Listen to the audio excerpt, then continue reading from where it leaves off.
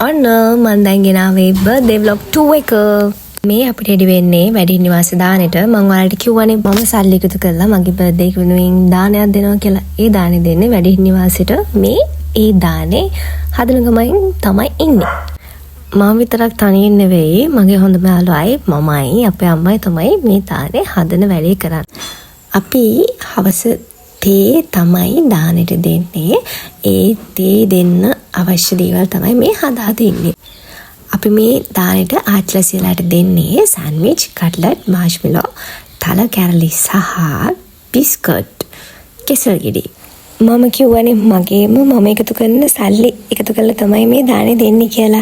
මම හැම පාරකම එහෙම මම කැරයක් එකතු කරලා මගේ ළඟ තියෙන සල්ලි එකතු කරලා දෙයක් අනිවාර්යයෙන්ම කරනවා. ගේම වෙනද වගේම මම මෙහෙම දානයක් දෙනවා කියලා ඩිසයිඩ් කළා. යාට කිව්වට පස්සේ පවුලේ අය වගේම යාළුවන්ගෙනුත් මට හරිම සපෝට් එකක් හම්බුණා. යාළුවට පුළුවන් විදිහට එයාලත් මේකට සපෝට් කරා. ඇත්තටම මට ඒකටත් මාර සතුටුයි. මොකද මගේ බර්ත්ඩේ එක දවසේ මට වගේම එයාලටත් පින් කරගන්න හම්බෙච්ච ගැන.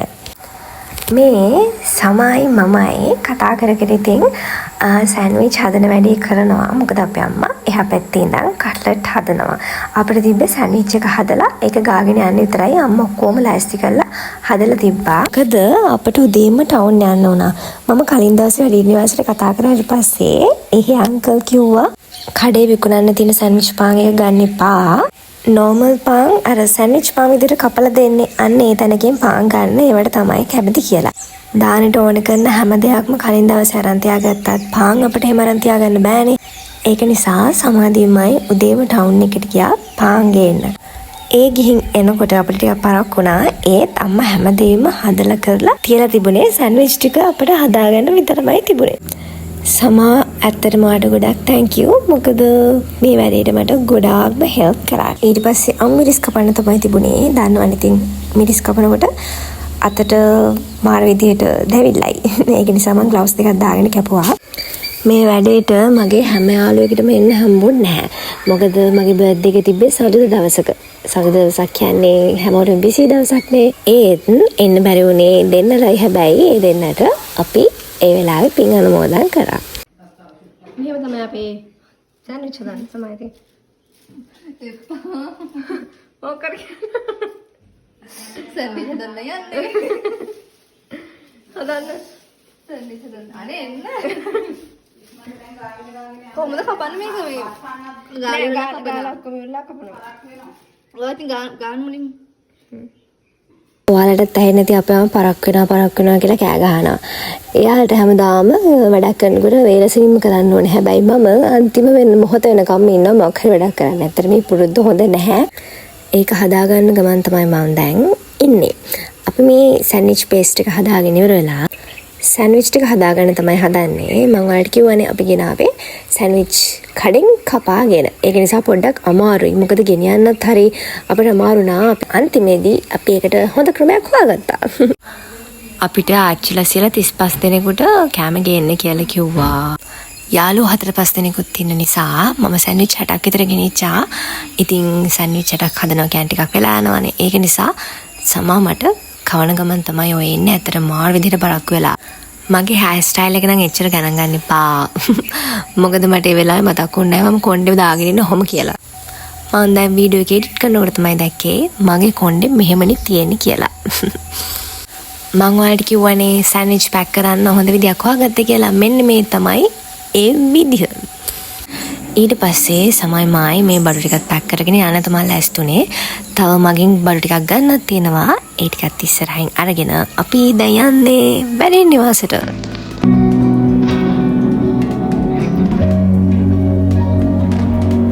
දරුවක වෙලාත යාමුනේ කියන්න ඇත මිතුමම කියන්නේ හාතකම් දැන්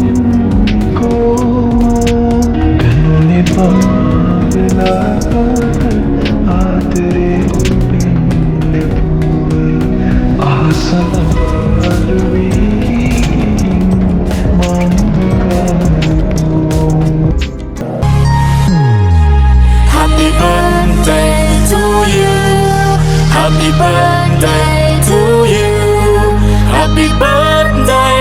Happy birthday, happy birthday to you.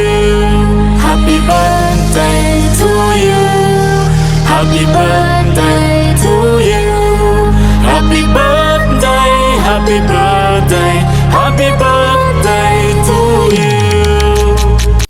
ඔහොම තමයි මම බර්ත්ඩේ එකට වැඩි නිවාසෙට දීපු දානේ වැඩ ඉවර වුණේ. ආච්චිලා සියලා හැමෝටම එතනට එන්න බැරුණා. මොකද ඇවිදින්න බැරි අය ලෙඩ වෙච්ච අය ඉන්නවා. අපි යාලට එයාලගේ රූම්ස් වලට ගිහිල්ලා තමයි අපි ගෙනාපු දේවල් දුන්නේ. මේ තමයි මගෙන් පරිසරයට දුන්න තෑග්ග මගේ බර්ත්ඩේ එකට. මොකද අපිට පරිසරයෙන් ස්වභාව ධර්මයෙන් දෙන දේවල් මෙච්චරයි කියලා ගණන් කරලා ඉවර කරන්න බෑ. අපි මේ ගන්න හුස්මත් ගන්න පරිසරය නිසා. ඒක නිසා ඒකට කෘතඥ පූර්වකව තමයි මේ පැල කරන්නේ. ඒ වගේම මම තව අම්මා හදලා දුන්න පැල දෙකක් පැල කරා ලස්සන එටිසලාට් ප්ලාන්ට් එකක්. ඒව පැල කරන වීඩියෝස් මගේ යාළුවෝ අරගෙන තින්නේ බ්ලොග්ස් වලට දාන්න පුළුවන් පැත්තට නෙවෙයි. ඔන්න ඔහම තමයි මගේ බර්ත්ඩේ එක දවස මම හිතන් හිටපු විදිහටම ප්ලෑන් කරපු වැඩ හැමදේම කරගන්න පුළුවන් විදිහට ඉවරුනේ.